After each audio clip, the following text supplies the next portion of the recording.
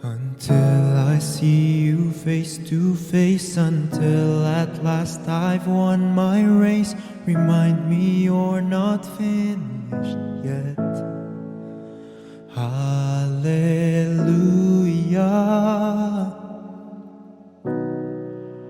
Hallelujah.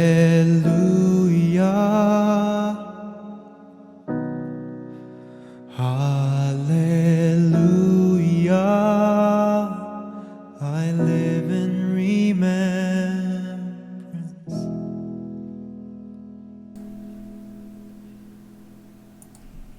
Good morning everyone, ito po ang inyong lingkod, si Pastor Ruel Camia po mula po dito sa Winnipeg, Manitoba, Canada para po sa ating pag-aaral ng salita ng Diyos ngayon pong umaga.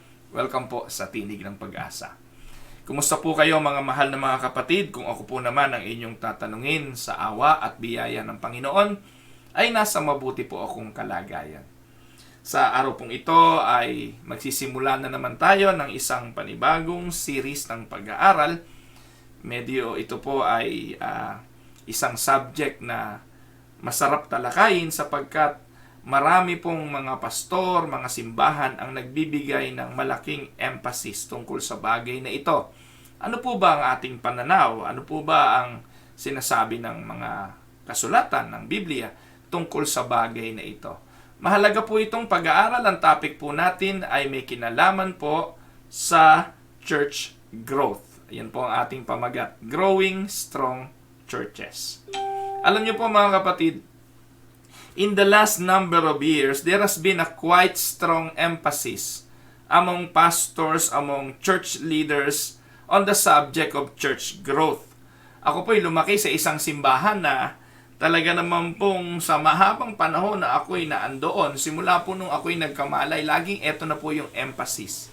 Yung humayo, mangaral, mag-ibanghelyo, mag-church planting. Kaya po, sa aking puso ay naingkal din po ang katotohanan na talagang we have a job to do and we have a reason to do the work in order for our church to grow. Ano po, pag nagbasa nga po kayo mga kapatid sa panahong ito sa internet or mag-google kayo or pumunta kayo sa mga bookstore, you will see a lot of books. The publication is filled with advertisement promoting conferences, resources, and other materials aimed at equipping pastors for increasing the size of their local congregations. Napakarami pong ganung mga seminars. Alam niyo po, ang Pilipinas nakakatawa kasi ang Pilipinas ang napaka-receptive dyan eh. No po? Lahat po ng dumating na speaker, no, medyo magaling-galing lang at medyo eloquent lang. Talaga naman po sinasalubong ng mga pastor na Pilipino. Napupuno ang Cuneta Astrodome, napupuno po yung mga malalaking seminar venue sa Philippines dahil sa pagsalubong sa mga makabagong technique.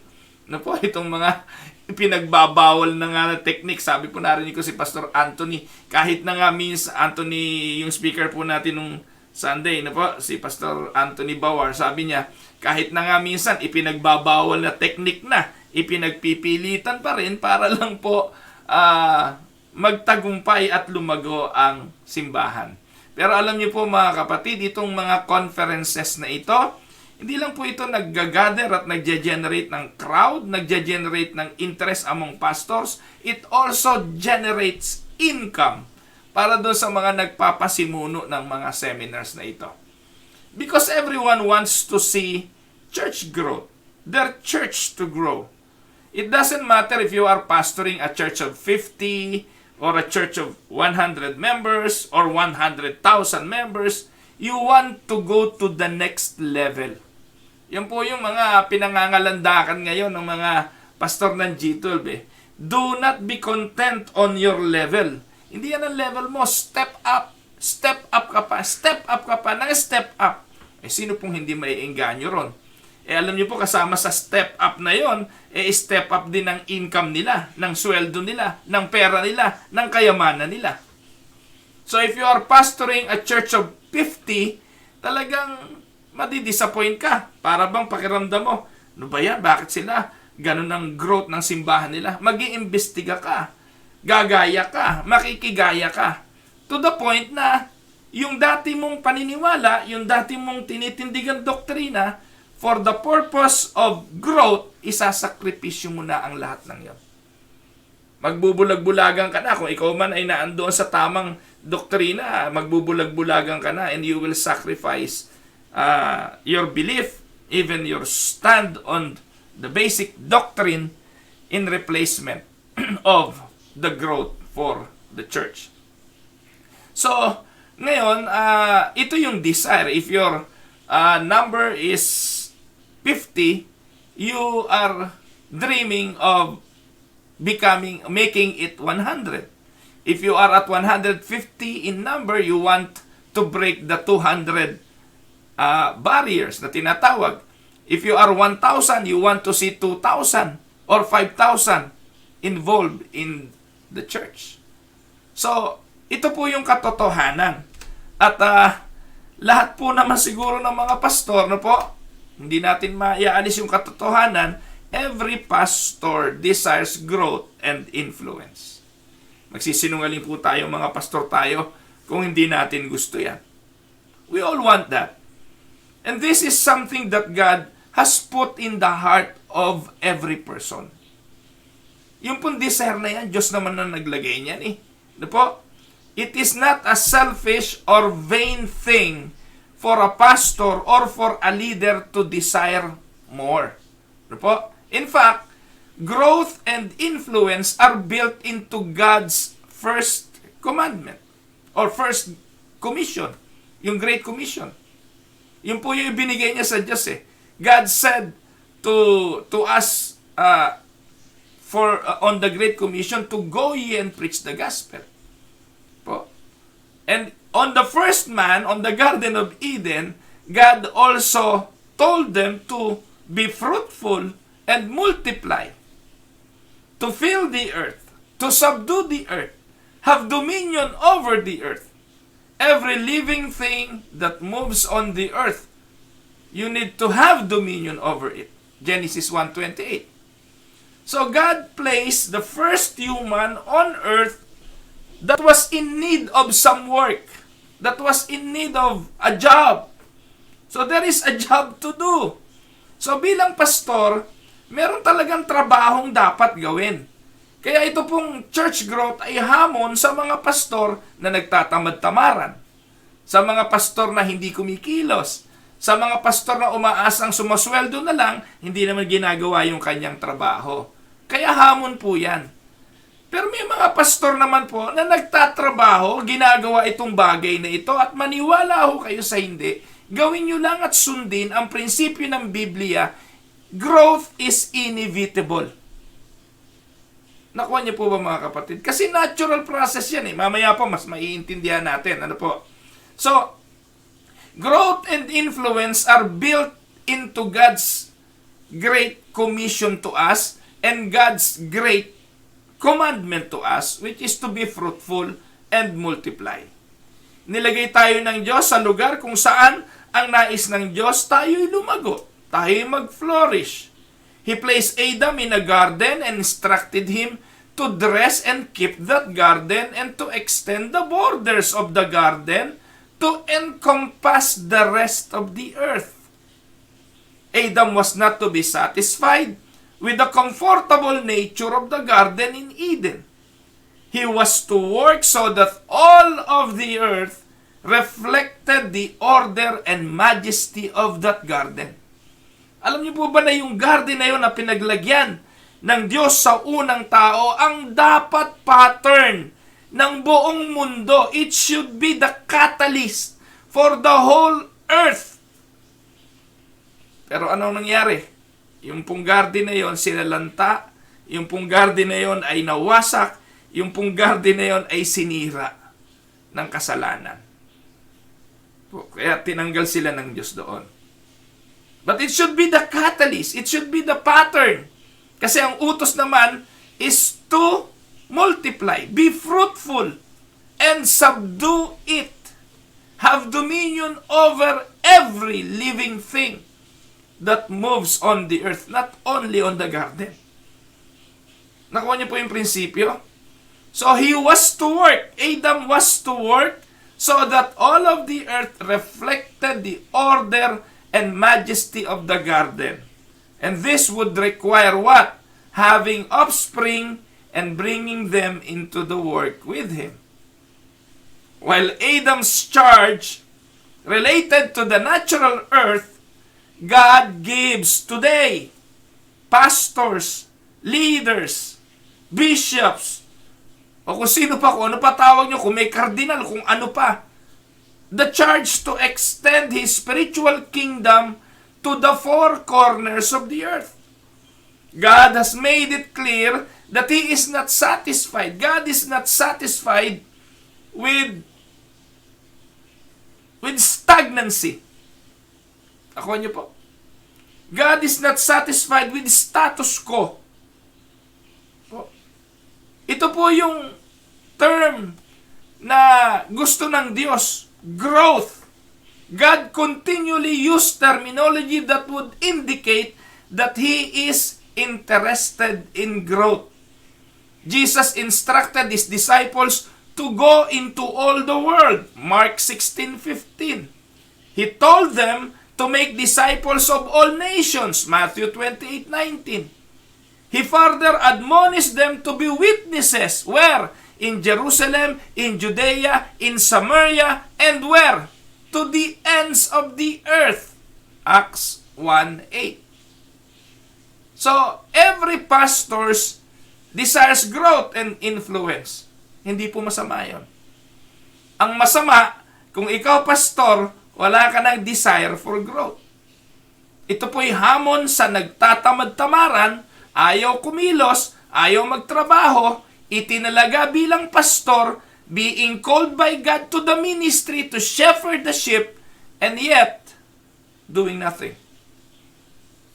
Kaya, bilang introduction, yun ang unang-una kong gustong ilatag na premise.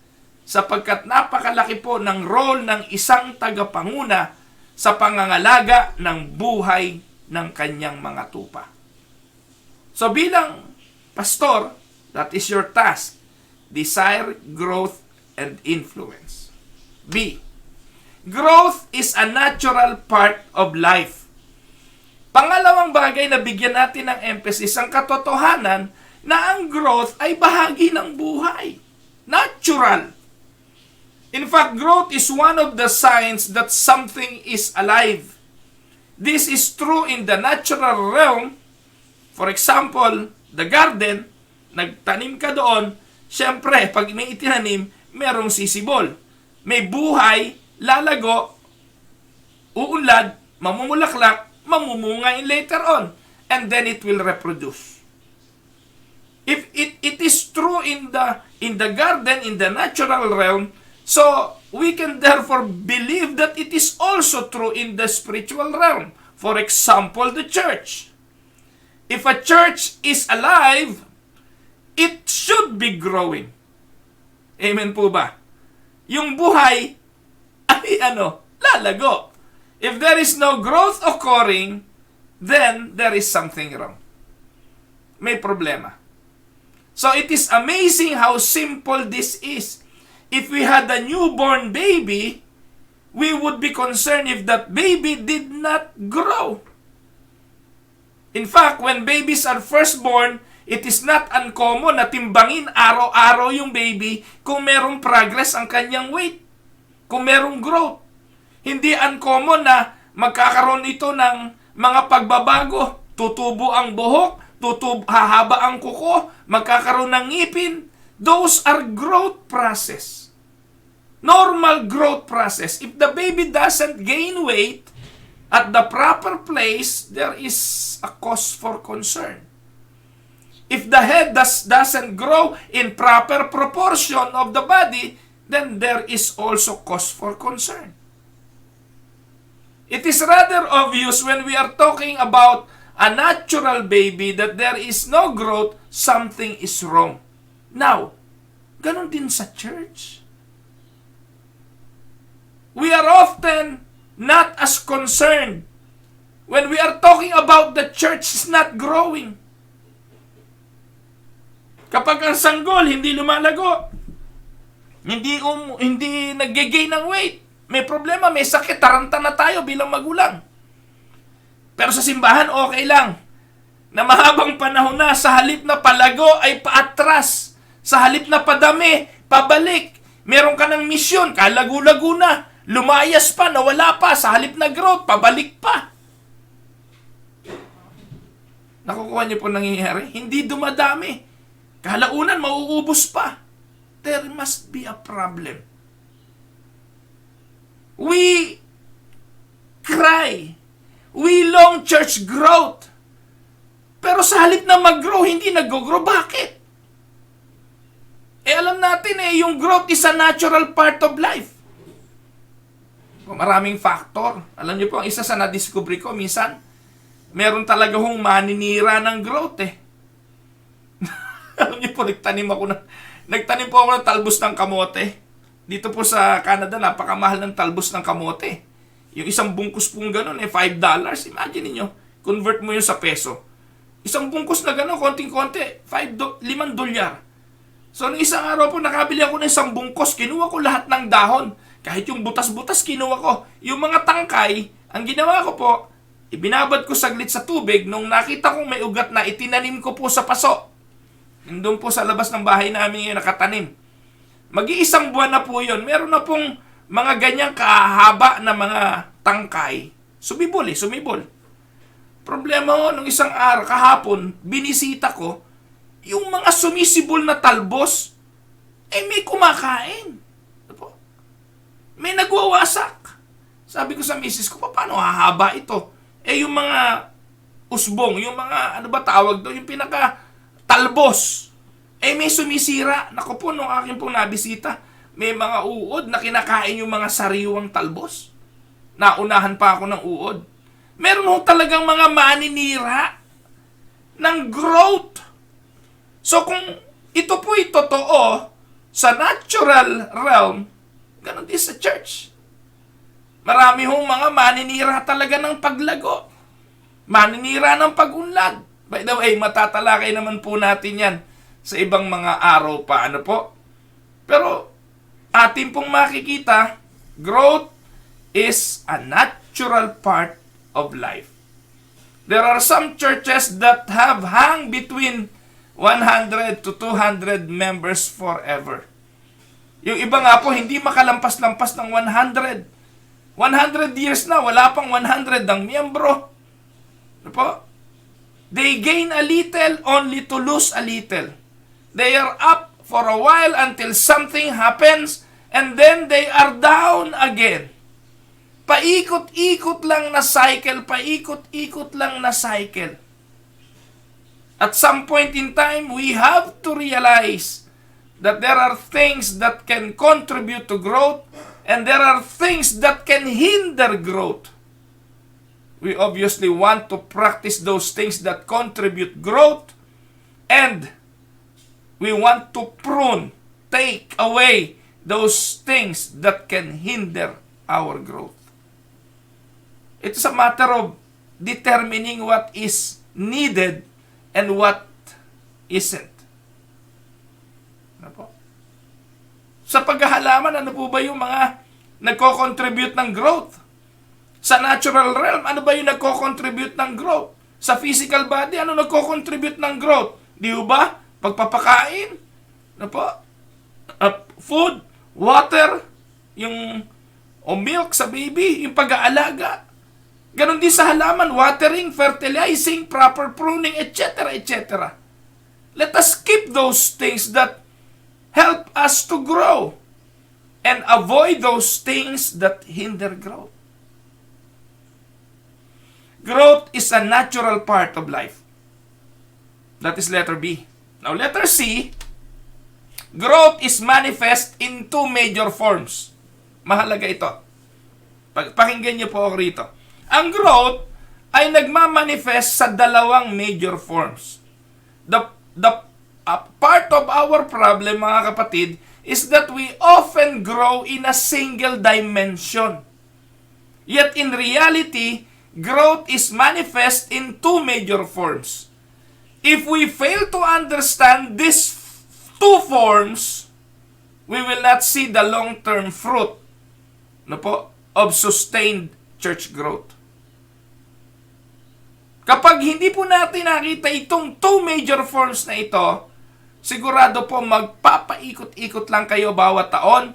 Every 3 years, magpapalit-palit lang kayo ng leaders, magpapalit-palit kayo ng pastor, and growth will not happen. Kaya we need to understand this. Kapag hindi natin ito nakita, patuloy po tayong mananatiling atat. Sabi po ni Apostol Pablo, hindi ko kayo mapakain ng karne kasi hanggang ngayon kayo atat. Ano po yung atat? Gatas pa kayo. One form of growth is not to be preferred over the other. In fact, both forms of growth are mutually dependent upon the other. Dalawa po itong forms of growth na ito. One, multiplication or what we call quantitative growth. This is the growth in numbers.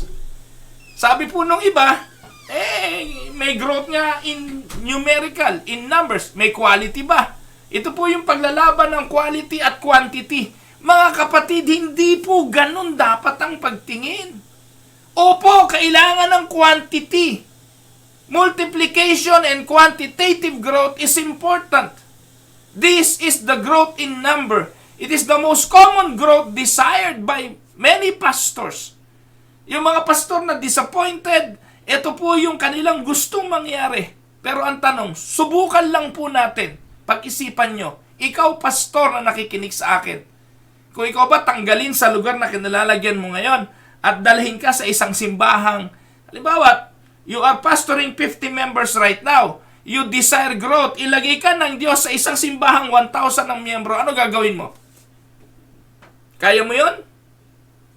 Minsan po hindi natin nasusukat yung ating kapasidad, hindi natin nakikita yung ating kakayahan, ang gusto lang po natin yung gusto natin.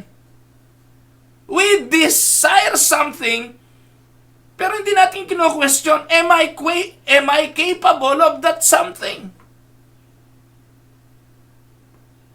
It is the most common growth desired by pastor. Multiplication. At times, pastors and leader even compromise personal conviction. Makita lang po ang tinatawag na multiplication. Growth na ito. One of the things that contributes to pastors' concern in this area is that quantitative growth is the type of growth that is used most often as a means of comparison. Ito pong multiplication ang madalas na dahilan o paraan para ikumpara ang kahusayan at kagalingan ng pastor. It is not uncommon for pastor to ask sa mga gathering na, ilan na ba miyembro mo? Ilan na miyembro mo? At kapag tinanong po yun, talaga pong the answer to that is number. When this question is asked, the person asking expect the answer to be given in term of a specific number. At madalas ano nangyayari? The pastor being asked feels a sense of pride or a sense of shame. Pag ang natanong na pastor, medyo nasa 500 na miyembro, taas noo yun. 500 na member namin 1,000 na member namin. 4 na worship na kami. Pero yung natanong ng miyembro, 50. May sense of shame. So, ang magiging result po sa sagot doon either pride or shame based on the answer he must give to this question. So, the temptation exists to pastors to manipulate the number. Storytelling a lie. Kahit na 20 lang miyembro, sabi, 100 na kami. Naku, madami na kami. Lalo ngayon na hinihingi, no? Dahil doon sa mga cutting edge na mga seminar na yan, tatanungin ka, ilan ang nabautismuhan mo, ilan ang nabahaginan mo ng ebanghelyo, ilan ang bilang ng simbahan mo ngayon. Ganun na po labanan. Kaya yung mga pastor na kahit na anong tumbling ang gawin, tila walang nangyayari, they are in a state of shame.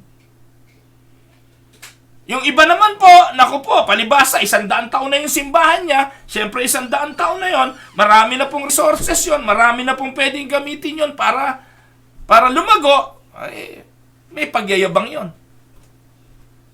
Nakita niyo po yung temptation ng number game? Nakita niyo po yung sitwasyon na idinudulot nito sa mga pastor? Meron nga po akong natanong, nung ako nasa Pilipinas pa, ilan na ng miyembro mo? Sa listahan, may 200. Nag-anniversary, speaker ako, wala pang 50 yung umaten. Hindi po ba? Bagamat totoo na number cannot lie, number will not lie, pero yung number game, yung being too concerned only on the quantitative growth, delikado yan. Ano po? Now, why are we so tempted to play the numbers game? Why are you so hesitant at times to tell it like this? O to tell like it is? O magsabi ng totoo? Perhaps it is because we see growth as one-dimensional issue. We look at growth as one-dimensional. Kapag pinag-usapan ay church growth, nakafocus na lang tayo sa numero at sa bilang ng miyembro ng simbahan. We do not realize that numbers alone do not measure the strength of a church. Can we say amen to that? Numbers alone do not measure the strength of a church. A church can be large in number but weak. Linggo-linggo pumunta kayo sa simbahan ng mga Roman Catholic, lampasan po yun hanggang sa kalsada, dami ng miyembro eh. Pumunta po kayo doon sa yung simbahan doon sa Quiapo. Pumunta kayo sa Quiapo pag Biyernes, ang mga tao nasa labas. Po. Sobrang dami, hindi ka nga makasiksik doon eh. Pero anong meron doon sa growth na yun? Anong meron sa numero na yun? Kayo na magsabi, kayo na magsalita kung ano. Church can be large in number but weak when it comes to the level of commitment and the stability to take the challenges that require sacrificial giving of time, of talents, and of resources. That is the first major form of growth. Multiplication. Yung pangalawa, edification or qualitative growth. Ano naman yan, Pastor Camia? Huwag po kayo malito sa mga terminologies. Yan naman po pangalan lang. This has to do with the quality of the church. Kanina, quantity. Para po mas madali, sabihin na natin, yung edification or qualitative growth, ayan o, quality. Quantity or quality growth. Po. So, Paul indicates that we are to excel in the edifying of the church. 1 Corinthians 14:12. Sinabi ni Apostol Pablo na mahalaga na ang goal natin ay edification of the church. This type of growth is reflected in the concept of maturity, strength, depth, and discipleship. A church can actually be relatively small in number and yet powerful in its ability to accomplish vision, fulfill purpose, and influence their world. Amen po ba? Meron po mga simbahan, maliit pero makapangyarihan. Dahil nagagampanan niya ang kanyang layunin, ang kanyang purpose, na-accomplish niya yung vision. At minsan nga po mga kapatid, kahit maliit, nakakapagsuporta po sila ng maraming mga gawain. One form of growth is not to be preferred over the other. Multiplication is not to be preferred over edification, or edification should be preferred over multiplication. When it comes to natural offspring, we all want our children to grow in size, but we also want them to grow in maturity. Can we say amen? Gusto po natin yung ating anak lumago rin sa kanyang pisikal na paglago, at gusto nating siya mag-mature din sa kanyang larangang espiritual. Apo? Gusto po natin na sila mag-mature din psychologically. One without the other is abnormal and problematic. And this is the reason why churches is very, very problematic. If you are in a crisis right now, hear me, leaders. Hear me, pastors.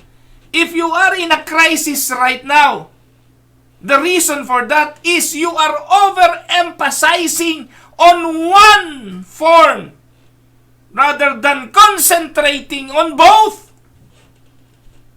Amen? Growth kayo ng growth. Hungkag naman ang espiritual. Growth kayo ng growth in numbers. Wala namang alam sa doktrina. Nagkakagulo sa doktrina. Anong aasahan mong multiplication? Kung mag-multiply man, ano minumultiply nyo? Mga walang alam na miyembro dahil pinangungunahan ng walang alam na leaders. Hindi po galit, nagpapaliwanag lang.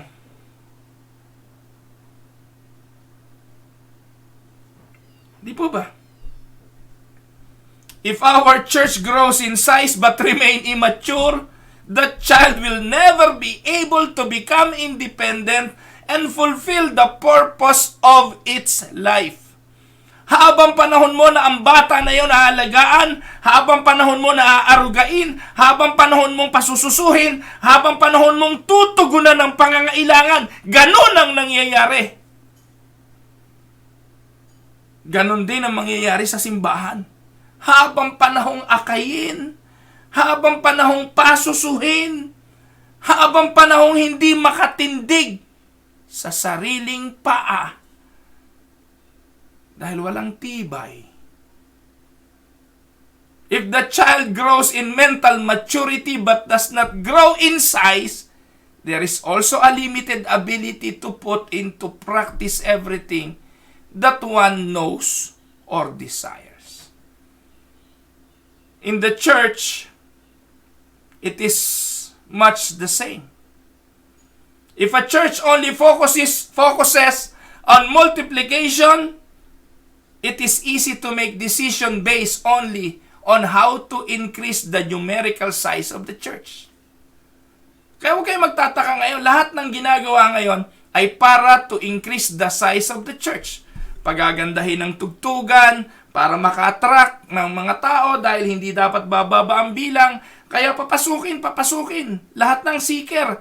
Kaya we will do our church as a seeker-sensitive church. Seeker-sensitive church. Ang tanong, sino ba yung seeker? Wala namang seeker. Pagdating talaga sa spiritual realm, wala namang seeker. Because nobody seek God. On a depraved state of man, man will not seek God. Kaya ang simbahan ngayon, ano ang nangyayari? The entertainment. Ang kailangan ng pastor ngayon, ang kailangan ng simbahan ngayon, Herman Moreno. Walang tulugan.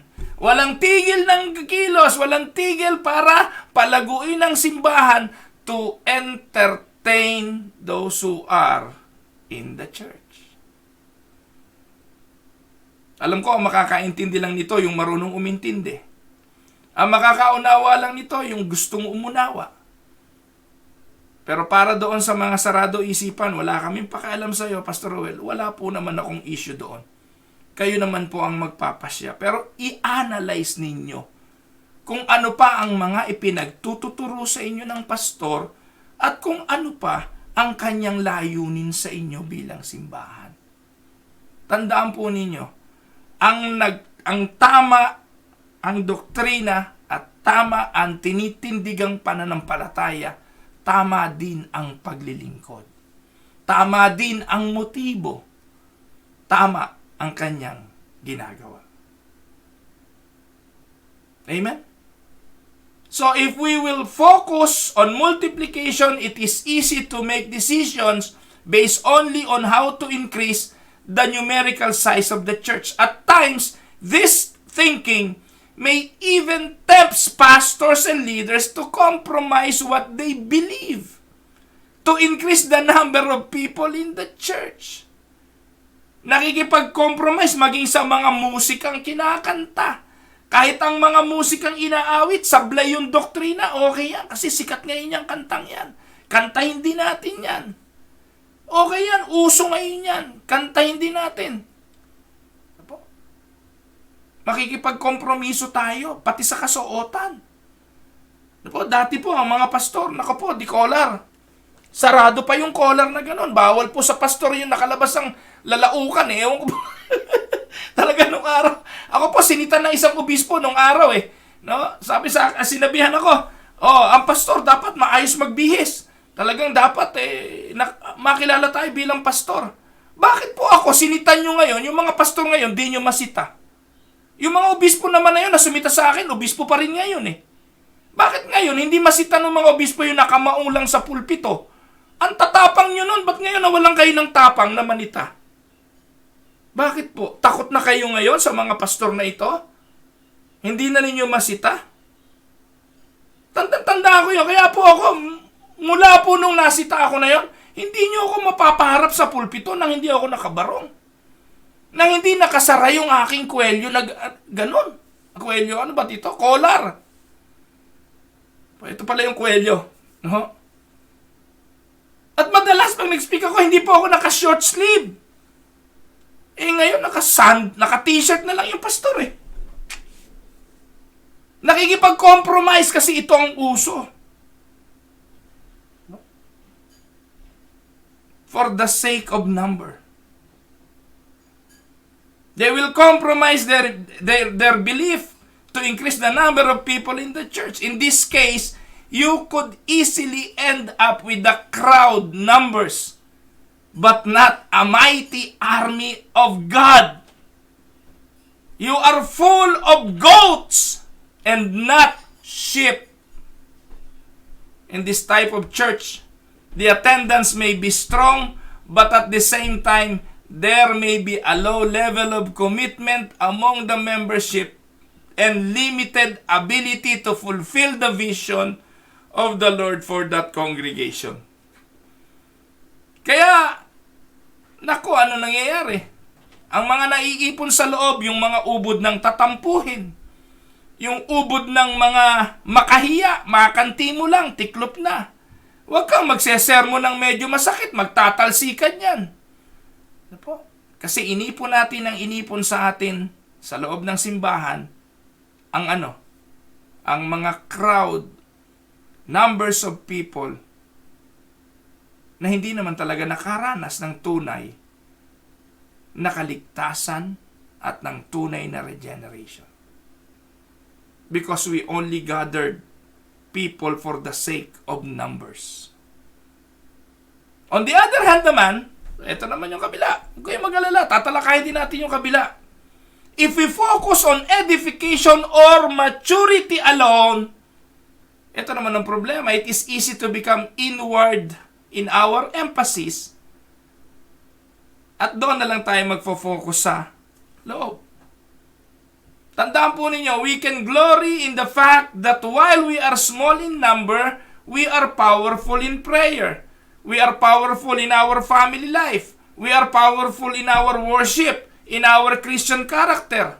Our testimony might be we are not large but we are mighty. We can see ourselves as God's selected army who have paid the price and withdrawn from the world to live a near monastic existence in honor to God. After a while, this kind of church can withdraw, lose touch with the real world, and with the task of reaching out in evangelism, hindi tayo maging epektibo. Tandaan po ninyo, it is easy for a spiritual pride to develop among such a group where their sense of accomplishment comes from their personal perfection, doctrinal exactness, or being faithful remnants. This type of church has depth, but no power to influence their world. They are a well-kept secret. Tandaan po ninyo mga kapatid, kailangan po yung dalawang yan sabay. The church in the New Testament did not see growth as one-dimensional. The church in the New Testament believed in evangelism and reaching out of the masses. From the very first day, their number grew from 120 in the upper room to 3,120 when the Apostle Peter spoke to the masses. In Acts chapter 2 verse 41. Soon after that, several more thousand responded and became part of the church in Acts chapter 4 verse 4. The early believers took the commission of Christ seriously. They believed in multiplication, growth. Pero ito po'y nagbunga, nagresulta dahil po sa lalim din ng kanilang maturity at sa lalim ng kanilang pananampalataya. Tandaan po ninyo, these people were not just a crowd or undisciplined followers. It is clear that the early church also believed in the other parts of the commission of Jesus. To see to it that the convert, those people will be baptized, will be discipled, and taught to observe all that Christ had commanded. These converts that were added to the Lord were also added to the church and continued in the apostles' doctrine, fellowship, breaking of bread, and prayers. Nakita niyo po, Acts 2:42. So ano pong ibig sabihin nun? The early church leaders ministered to the crowds that came in such a way that these people who followed them became true example of Christian love, who were willing to expend their lives and all of their resources for the sake of the kingdom of God. Acts 2:44 hanggang 47, Acts 4:32 hanggang 37, Acts 11:26. The early church leaders believe in edification or qualitative growth also. Nakuha niyo po? Kaya hindi natin dapat pagtalunan, ano ba mahalaga, quality or quantity? Parehas yan ang mahalaga. Amen? Hindi pwedeng pumili lang ng isa dyan. Dahil lalago ka nga, kung wala namang quality, ano yan? Kung may quality ka nga, di ka naman lumalago, ano yan? Kaya po, it can be summed up for us in Acts 9:31. Ano sabi ng Acts 9:31? Then the churches throughout all Judea, Galilee, and Samaria had peace and were edified. And walking in the fear of the Lord and in the comfort of the Holy Spirit, they were multiplied. Ayun ang sagot dyan. Nandyan po yung edification at nandyan po yung multiplication. That is a growing church. Amen?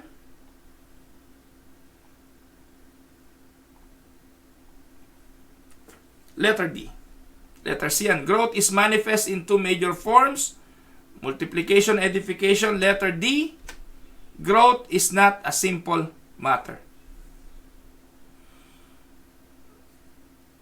In the church, as in natural growth, it is not simple. It is not an ABC of growth or 1, 2, 3 process. Some seminars on growth tend to oversimplify the situation when it comes to church growth. And this same thing happens often when people are trying to tell us, in order to be healthy, drink this, do this. Pero kalaunan, ano? Gaano na karami na try ninyo na supplements na nangako na kapag uminom ka nito, gaganda katawan mo, maaayos ka, lilinaw ang mata mo. Di ba katakot-takot po na gano'n na mga iniaalok na food supplement? May barley, merong kung ano-ano pa mga kapatid. Gaano karaming supplement ngayon ibinebenta na may pangako na kapag nag-take ka nito, ganito ang magiging resulta. Yung mga diet plan, may mga iba-ibang klase ng diet eh. No? Napakadami po niyan. Nangangako na kapag ginawa mo, bibigyan ka ng healthy body. Ganun din sa church growth. Bawat seminar na may pangako. Naalala ko yung si Ed Silvoso nung araw na nadaanan ko na isang araw sa Facebook, nakita ko yung pagmumukha ni Pastor Ed Silvoso. Siya po yung pastor sa Bogota, sa Argentina, no? Sa Argentina. Na sabi nitong pastor na ito, siya daw ay na-win daw nila yung buong Argentina for Christ. Po? Siya po yung nagpasimuno noong prayer walk, no? Na iikutan mo nang iikutan yung lugar kung saan gusto mong ma-born again. Pagpe-pray mo yung harapan ng kapitbahay mo, yung nasa likod mo, lahat. Siya po yung nagpasimuno niyan. At napakarami pong pastor na nagsigaya dyan, no? Prayer walk. Naalala ko rin po si Paul Yonggi-Chu, yung Korean prayer. Naalala lahat po nang dumating sa Pilipinas, ginaya. Ngayon po, uso doon yung cutting edge daw eh. No?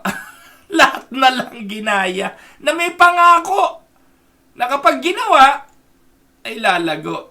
Subok dito, subok doon, gaya rito. Ano kaya naman sa susunod ang gagayahin? Pero tandaan po ninyo, growth is not a simple matter. Hindi po palibasa nagsabi sa iyo, ganito, healthy ako rito, healthy rin para sa iyo. Everyone has his or her own theory kung paano magiging sexy, paano magiging healthy. Meron din pong mga iba't ibang paraan. Everyone is looking for that new miracle supplement or wonder drug that will fix it all. Alam niyo po ba kaya maraming naloloko ng mga cancer patient? Yung mga wala ng pag-asa dahil sinabihan ng doktor na ilang panahon na lang ang iyong buhay. Tapos biglang may lilitaw, mangangako na nako, subukan mo tong aming supplement. Pag ininom mo ito, sigurado magkakaroon ka ng pag-asa. Magkano presyo? Minsan 10,000 isang bote. 10,000 ang isang bote, hindi mo nga alam kung ano laman nun, kung ano-ano yun. Papainom mo. Dahil sa sobrang pagka-desperado mo na magkaroon pa ng konting buhay. Ganito rin sa simbahan. Dahil sa sobrang desperasyon ng mga pastor, sumusubok na kahit na albularyo na po yung kausap. Napakaraming mga albularyong pastor ngayon eh. Pagdating sa buhay espiritual, kung paano bubuhay ng patay. I'm referring to the spiritually dead. Na para bang ang kapangyarihan sa pagbuhay ng patay na espiritu ay nasa mga albularyong pastor na ito. Na sila po ang nangungumbinsi, sila po ang nagbibigay ng buhay sa mga patay na kaluluwa, mga kapatid. Naiintindihan nyo naman siguro yung sinasabi ko. Church growth is not a simple matter. Siguro, narinig nyo na rin yung mga gamot na yun no? Na kapag ininom mo, it will cure all. Whether it is as simple as mega doses of vitamin C or something more complex like yung kape na iniinom mo, papayat ka, there is a desire for a quick remedy for all of us. Yung mga medyo kagaya ko po na diabetic, medyo tumataba, makabasa ka lang sa Facebook, kape, na kapag ininom mo, bababa sugar mo, papayat ka. Hindi ba, nagmamadali tayo, bibili din tayo. Ganito rin po pagdating sa church growth. When it comes to our natural health, there are no easy formulas, no automatic progressions. Kahit nga po sabihin na eat right, get plenty of rest, and drink lot of waters, works most of the time, but sometimes you do all of these things, but still, there is a problem. Ganon din naman sa church growth. Sinubukan mo na lahat. Nasubukan mo nang gawin lahat, and yet, nagkakaproblema pa rin eh. Bakit po kaya? Alam niyo po mga kapatid, there are 6 reasons why there are no simple answers to the church growth issue. Simple reasons. 6 reasons. No simple reason. There are 6 reasons why there are no simple answers to the church growth issues. Pero bukas ko na po ito ipaglilingkod. Tandaan po ninyo, growth is not a simple matter. Bukas balik po kayo. Talakayin natin yung 6 na dahilan kung bakit hindi simple ang church growth. Ito po ang inyong lingkod, si Pastor Ruel. Tayo po'y saglit na tumungo, tayo po'y manalangin. Ama naming Diyos na makapangyarihan sa lahat, sa umaga pong ito, papasalamat po ako sa iyo sa patuloy na pagsama mo sa amin. Salamat po sa iyong patuloy na pagbibigay ng pagkakataong makapag-aral. Salamat po sapagkat pinapatnubayan mo ang aking mga kapatid. Hinihipo mo ang mga may karamdaman at patuloy kang sumasagot sa mga daing ng aming mga puso. Sa oras pong ito, nilalapit ko po sa iyo ang bawat isang nakikinig ng tinig ng pag-asa, anuman yung mga pinagdadaanan nila at may mga kahilingan sila. Kung hindi naman labag sa iyong kalooban, maaari po bang ipagkaloob mo ito, Panginoon? Sa iyo po kami sumasamo. Ito po ang aming dalangin sa matamis na pangalan ng aming Panginoong Hesukristo. Amen and amen. Magandang araw po mga kapatid sa inyong lahat. Kay Ate Yoli Dipol at kay Kuya Eric Maines, kay Nanay Paz Mendoza, kay kapatid na Jeng Eusebio, kay Ate Leslie Tamundong, at kay kapatid na Maribeth Eusebio, kay Ate Yoli at kay Kuya Boyet Kerubin, pagpalain kayo ng Panginoon mga kapatid. Kuya Larry Montillano, magandang araw po. Kapatid na Marivi Frias, kapatid na Carol Forbes, magandang araw Carol. Pagpalain kayo ng Panginoon dyan sa Quezon, no? Sa Quezon Province. Kay Kumaring Ami Santos, magandang araw sa iyo. Kay Ate Agi Bicta, magandang araw. Ganon din po kay Ate Cora Dolor. Pastor Bay Velasquez, magandang araw sa iyo. Ganon din po kay Nanay Carolina Bukiran. Kapatid na Jeng, nabanggit ko na pa. Nanay Belen Olaes. Ate Leticia Barbosa, magandang araw po sa inyo. Sino pa ba? Ayun. Kapatid na Sara Perez, magandang araw po. Ate Esther Olanyo, magandang araw sa inyo. Ate Ninita Creyos, magandang araw sa inyo. Pagpalain kayo ng Panginoon. Thank you po sa inyong mga panalangin. Ate Marie Cruz, magandang araw po sa inyo.